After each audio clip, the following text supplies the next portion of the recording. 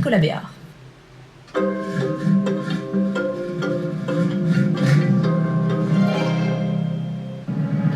Le coude à la portière, les routes bordées de platanes, c'était ça les vacances dans les années 50-60. Chaque été, les Français se ruaient sur la Nationale 7, la fameuse route du soleil qui mène à la Méditerranée. Le dessinateur de BD Thierry Dubois en est devenu spécialiste à force de la dessiner. Les vacances c'était quand même quelque chose de vraiment attendu à l'époque, on n'en prenait qu'une fois dans l'année.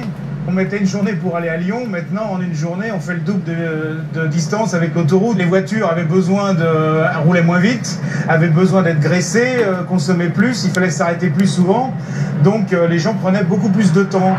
Ça fait combien de temps que vous n'avez pas vérifié votre niveau d'huile sur votre voiture? Parce que dans les années 60, on le faisait quasiment à chaque fois qu'on faisait le plein d'essence pour pas couler une bielle ou claquer un joint de culasse. On parlait donc de station-service et pas seulement de station-essence. Après les pauses fréquentes, les Simca 1300, Citroën Ami 8 et autres Renault 16 reprenaient leur place dans les bouchons. Historiquement, il y a deux routes qui vont de Paris à Lyon, la Nationale 6 et la Nationale 7. Et à Lyon, la Nationale 6 part vers les Alpes et la Nationale 7 fonce vers la Côte d'Azur. C'est pour ça qu'on a vraiment retenu le mythe de Nationale 7, la route du soleil. Nationale 7. Il faut la prendre qu'on aille à Rome à 7. Que l'on soit 2, 3, 4, 5, 6 ou 7. C'est une route qui fera 7. Ça va?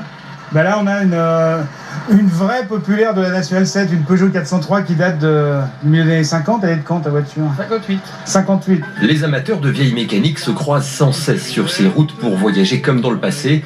Thierry Dubois cultive même la nostalgie des embouteillages. Ben, j'essaye justement de reproduire cette ambiance des bouchons. C'était un passage obligé et les gens étaient beaucoup plus détendus quand même. Quand ça bouchonnait trop, ben, les gens ils s'arrêtaient et puis ils allaient se baigner dans la rivière ou ils pique-niquaient. Et puis les autoroutes se sont développées, les limitations de vitesse, d'alcool au volant, les ceintures de sécurité et les radars sont nés. Mais on est aussi passé de 20 000 morts sur les routes par an à presque 3 000 aujourd'hui. Bref, le progrès a aussi du bon et on peut encore profiter de quelques belles nationales.